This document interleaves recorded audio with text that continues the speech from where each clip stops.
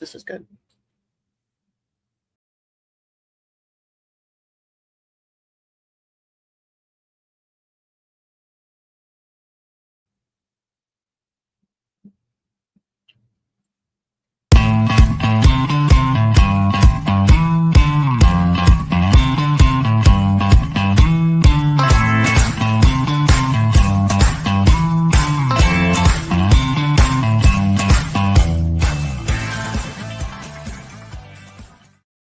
All right, y'all, it's only one more day until Eat Drink HTX 2026. I know y'all must be as crazy about this as I am because we've been going hard since the end of the year. Last year, we've been going all January long. And so finally, it is the eve to Dine Out and Do Good. That's right. Tomorrow. So, of course, I couldn't think of a better place than to be up here in Katy with my good friend, Chef Casey Castro. Y'all, I know, have seen Chef Casey a million times, but we have so much fun. Always. The food is so good. Yes, ma'am. And the diners have such a great time. You know, this is one of the places that we continually hear about during Houston Restaurant Weeks, during Eat Drink HTX. You go all in. Well, and that's the idea. Remember, Eat and Drink is a project that we do to support the Houston Food Bank. And one of the most important things is to give it back to our community. That's what we do. And the best thing to do is just to be part of Eat and Drink and give it back to the community. And our goal is to make sure we provide the best dishes that we have in-house for our community. And that's what we're all about. You know, and we were talking earlier because I know you guys watch us on Fox Local all the time. I know Foodies and Friends is on that loop in your house. I know it. 100% of y'all. I know it. But, you know, we were talking before, and we do a lot of these shows. We get to a lot of restaurants. We like to focus and highlight the restaurant and the operators who truly are helping the community, not just in giving everybody a great value, but supporting the food bank. But, you know, we were talking earlier about how special that experience is for you guys, too, because, you know, Chef is talking about how, you know, he loves to talk to people who come into the restaurant. He loves to know what brought you here? How'd you find us? What kind of food do you like? And you get something out of that too, because you're meeting new diners. Of course. You're sharing your passion, your cuisine. We got to talk about the cuisine because it's pretty much every country in the whole world here. But that's really part of the fun that you've kind of experienced over the last several years. Correct. But the return has been pretty significant because you see these folks outside of the events. You see them all year round. They're coming back to you during the holidays. They're coming back for their, you know, their brunches, their baby showers. That's right. And they found you when they were dining out and doing good. That's correct. And we are very blessed. We thanks our Lord Jesus Christ for that. I think the community, you know, and the Katy community, the Houston community, not just that. I get people from around Texas. I see them because they post on social media. I'm like, there's Chef Casey again, bringing in those Louisiana people. He's got he's got them all. I mean, they come in from the Woodlands. They come from Galveston, Austin, Lake Charles. I mean, I think one of the things that we do here is about the hospitality.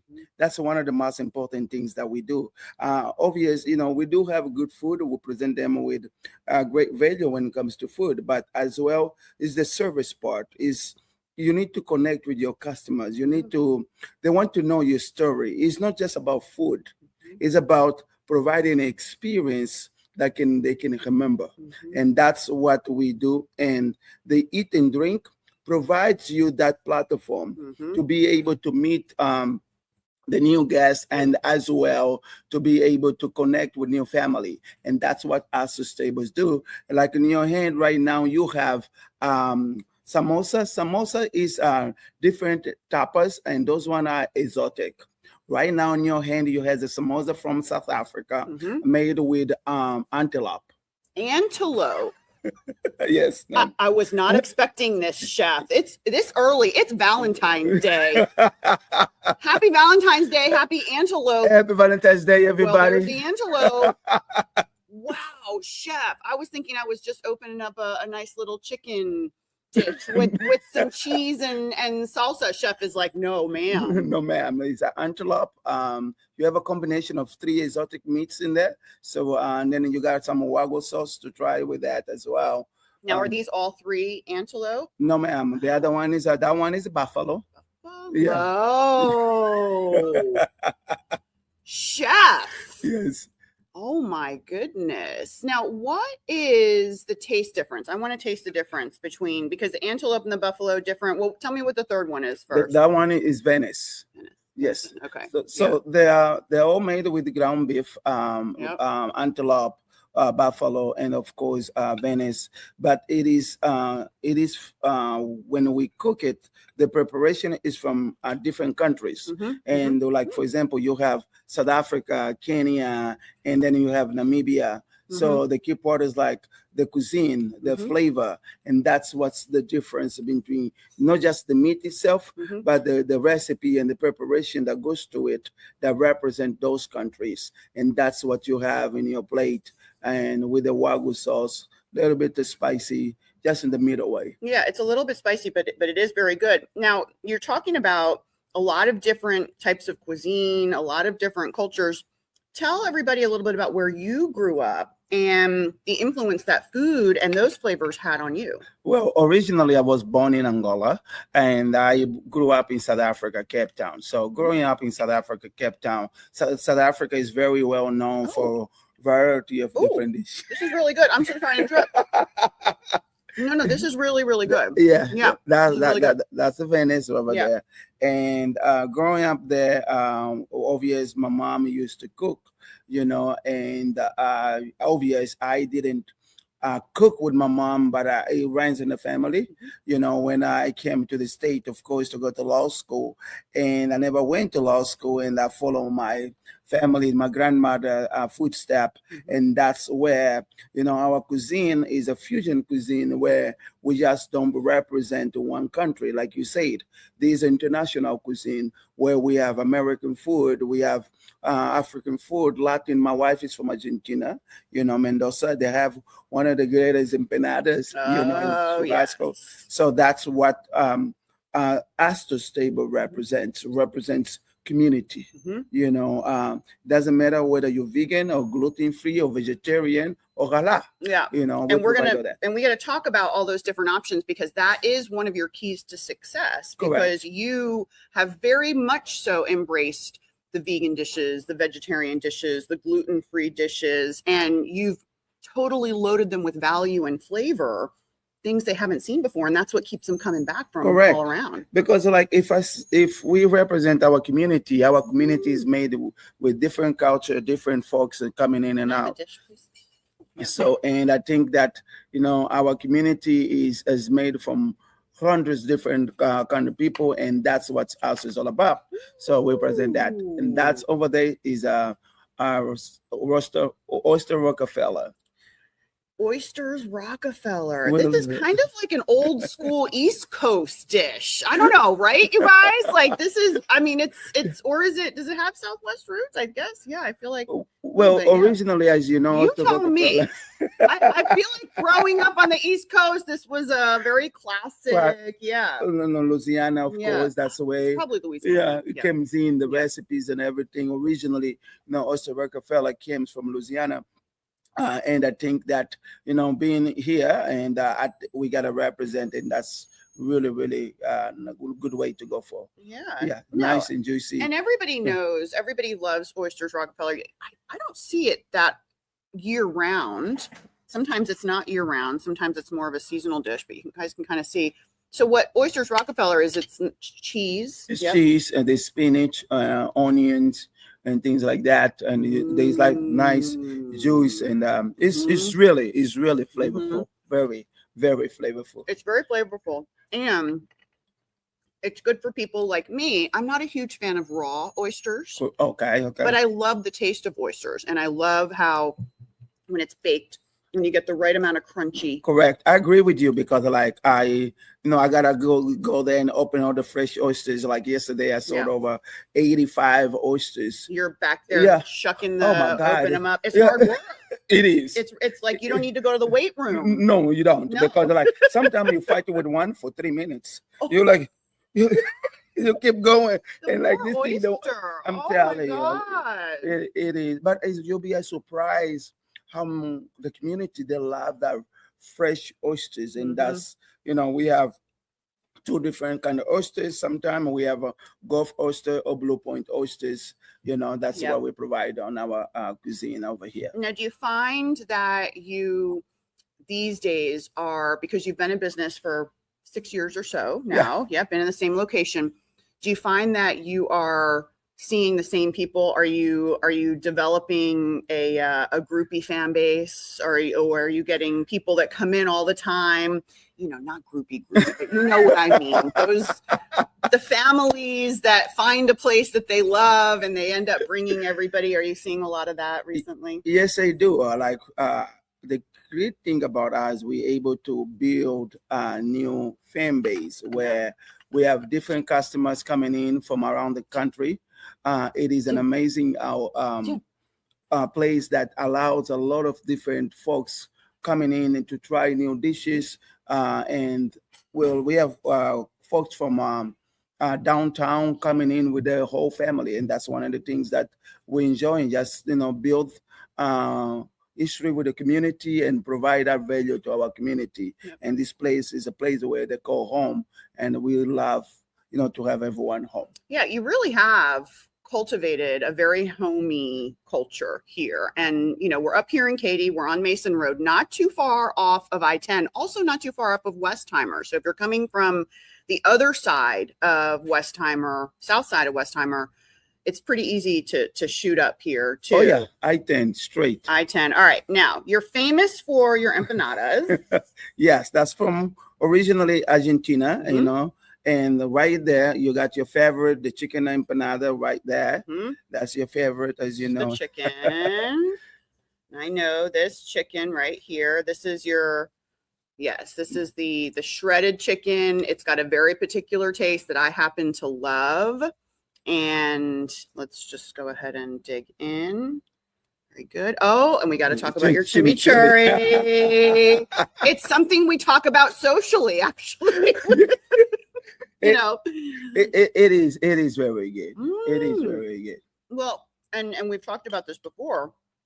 The chimichurri is Argentinian. Yes, but there's different ways you can make it. Correct. Yeah.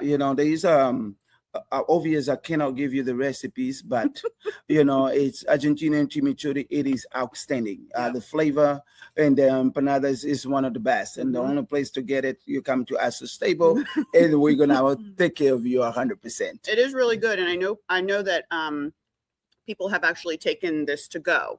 Maybe I'm talking about myself. Okay. All right. On to the next empanada. That one is a spicy chicken. It's a little bit, there's a little bit spicy on it. Nice kick. Usually goes with the Wagyu sauce. Yep. And creamy. And that one is the beef empanada over there. Look at that beef right there. There's a little bit of olives on there. Onions and tomato as well. It's really good. That one out there. That's the ham and cheese. Ham and cheese. Ham and cheese. So it looks a little bit different. Yes. Yep. Love this. I'm trying to break this open. Yeah. Now, Chef, you are participating, and remember you all tomorrow. Tomorrow is the day. Brunch, lunch, and dinner. My dinner is big. Oh, well, let's talk about the dinner. Oh, yeah. The dinner is big. We're going way out. We have octopus. We have chicken espetada. We have lamb curry. I mean, the dinner menu is outstanding. I mean, we have steaks on there for add on a little bit, very little. Yeah. We have fish and chips, Ooh. Yeah, and this is truly the, what we found is the variety on your menus, right? The value on your menus. And you get it for a great price. $25 is the dinner. $1 from from that meal is the donation. And right. so what happens is once diners come in, you dine out, you do good. Chef Casey then counts how many meals that they sell during Eat Drink HTX or Houston Restaurant Weeks. That's correct. And then there's $1 from each meal sold that goes to Houston Food Bank. Now, the really incredible thing that happens with Houston Food Bank is they are able to convert every dollar into 3 meals. And that's amazing. Truly amazing. And they are the best in the world to do that. So Houston Food Bank is the largest in the world by distribution. So what that means is they are able to get more food out to more people who need it in a much more efficient way on a daily basis than any food bank in the world. So as a chef and an operator, knowing that you're donating, right. that you are creating these incredible menus, that you're seeing so many new diners, knowing that that's where the funds are going, that's where the money's going, supporting the most powerful food bank in the world. What does that feel like? I feel great. I feel fantastic, and I feel blessed just to be part of your community. And one of the great things, when you're in power to do something great is to support and give back to your community. And being part of the Houston restaurant or the Eat and Drink, that's part of the food bank. There's no better feeling than that. Supporting and giving to your community, it is I feel blessed to be part of these organizations. We're blessed. We're blessed to be here. All right, let's talk about this fish. And then I want to ask you a few questions about the state of the restaurant industry right now, because that's in the news constantly. Everybody's talking about it. But it's an important time to support local. All right, let's talk about what dish is this. So this fish over there is nice. It's a fish and chips. The fish is nice and crispy. You get with some organic mixed raw salad and steaky fries or a little bit of spice on it. It is very popular around the country, around the world. So it's like we said, you come in, you get 2 courses, you get a appetizer or dessert, and for $25. And you remember, it's not even about the $25. It's about what you're giving to your community. You're giving back. And there's nothing better than giving back to your community. Remember that. Tomorrow, I want to see you tomorrow. Chef Casey, if you haven't seen Chef Casey's social media, I would highly recommend, even if you're not interested in food, you'll be interested in Chef Casey's social media, because he comes out every day. He talks about what's going on in his life, in the world. I mean, you really have a great social media presence. And I know that that's helped you also to create new fans and new friends. Yes, of course. And I think one of the things that I noticed now that, I'm part of more to the social media is that, they have now that expectation of me, being there every day, and then they say, "Good morning." I hear that in my sleep right now. The customer, they come into the door, they're like, "Good morning." Do you greet your wife like this in the morning? Is this what you do right when you wake up? Like, where is she? Because you say it so on brand, like perfectly. Do you practice it with her? No, it's like, I think it's just something that's been ingrained to what we do. And now a lot of our customers and fans, they expect that good morning. I do too.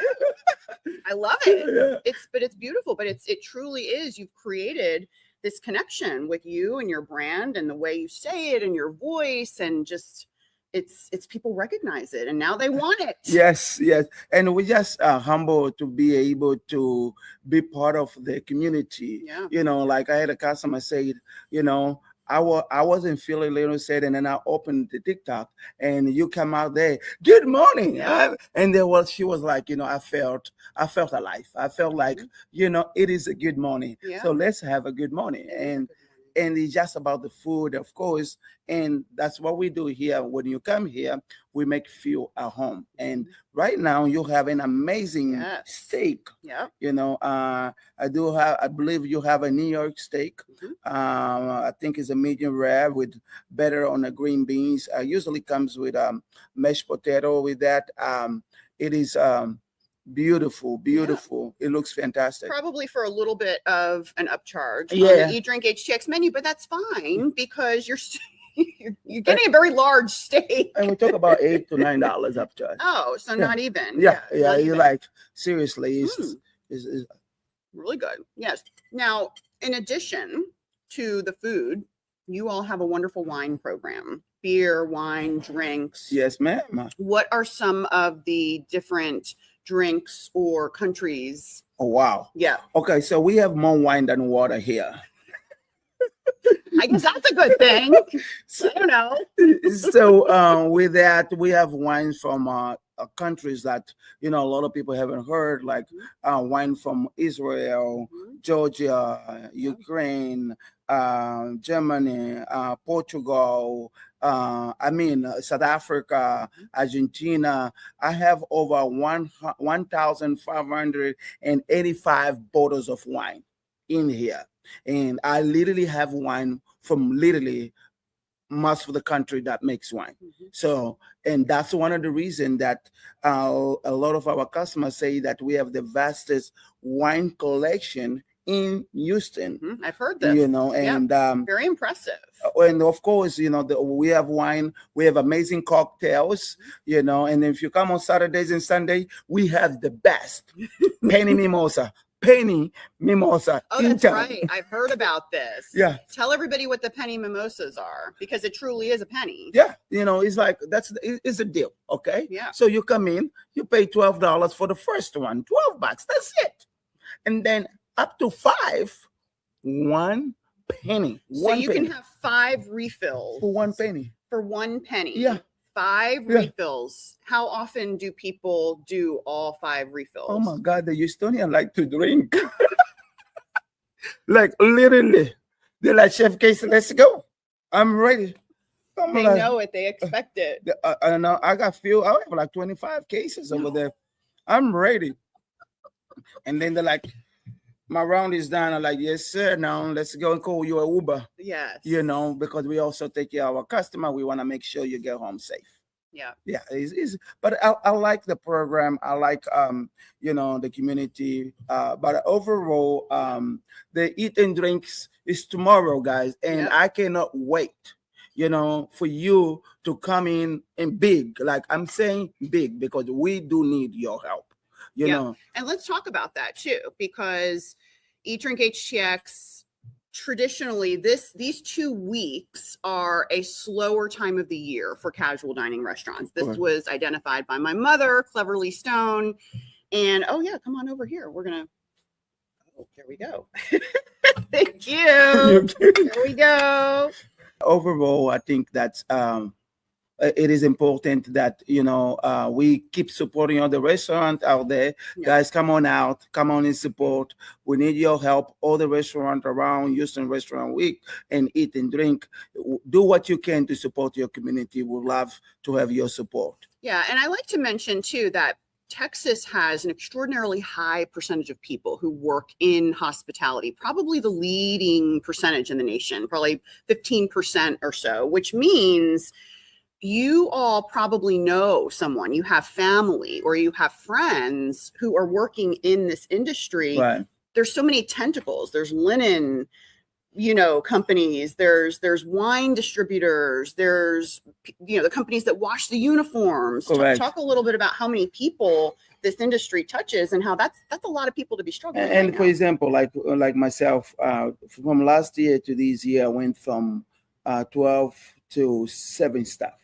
My linen company is like, they used to come twice a week. Now they come once a week. And it is been a struggle because 1, the economy, 2, the products are going up, 3, the rents are going up. The rents are going up, and that's a big one crazy. too. The rents going up because they're being hit with a lot of extra costs, insurance, all of this. So they have to pass on, and that's been the other massive variable that I personally have seen, and you've probably seen it too, is all these rents are going up, y'all. So the cost for your favorite local spot to exist, I guarantee you the cost for them is rising, whether or not you see those prices on the menus reflected, because you don't always raise your prices. But you can't, because like for example, rent goes up between 2 to 3 grand. Just imagine that.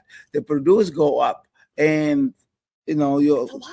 It is a struggle. That's a lot. It's a struggle, and I really, you gotta work very diligent to make sure that you can do that. But I think for restaurant like us, we just gotta be able to keep giving the best value and hospitality. And that's why it's the best time to dine out and do good. Tomorrow is your day 1. Remember, this is only a 2-week event, y'all. This is the baby sister to Houston Restaurant Week, so you only have 2 weeks.